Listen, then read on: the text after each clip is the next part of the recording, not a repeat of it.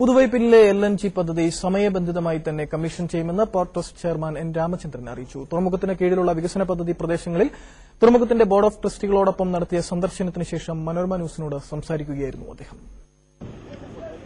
വിവിധ വികസന പദ്ധതികൾ വേഗം കമ്മീഷൻ ചെയ്യുന്നതിനുള്ള സമ്മർദ്ദം ഏറിവരുന്ന സാഹചര്യത്തിലാണ് ബോർഡ് ഓഫ് ട്രസ്റ്റികൾ നിർമ്മാണ പുരോഗതി നേരിട്ട് വിലയിരുത്തിയത്. തുറമുഖ ട്രസ്റ്റ് ചെയർമാൻ എൻ രാമചന്ദ്രനെ കൂടാതെ ഊർജ്ജ വകുപ്പ് secretary L Radhakrishnan, SEZ development commissioner CJ Mathew, railway chief freight traffic manager Prasad തുടങ്ങിയവർ സംഘത്തിലുണ്ടായിരുന്നു.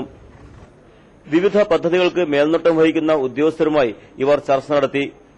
ഈ LNG പദ്ധതിയും സമയബന്ധിതമായിട്ട് തന്നെ മുന്നേറിക്കൊണ്ടിരിക്കുകയാണ്. ഇത് 2011 അവസാനമാകുമ്പോഴേക്കും ഇത് കംപ്ലീറ്റ് ചെയ്യുക. വല്ലാർപാടം കണ്ടെയ്നർ ടെർമിനൽ വരുന്ന നവംബർ 30 തന്നെ കമ്മീഷൻ ചെയ്യുമെന്ന് എൻ രാമചന്ദ്രൻ അറിയിച്ചു. റെയിൽപാത നിർമ്മാണം സമയബന്ധിതമായി തന്നെ പുരോഗമിക്കുന്നുണ്ട്.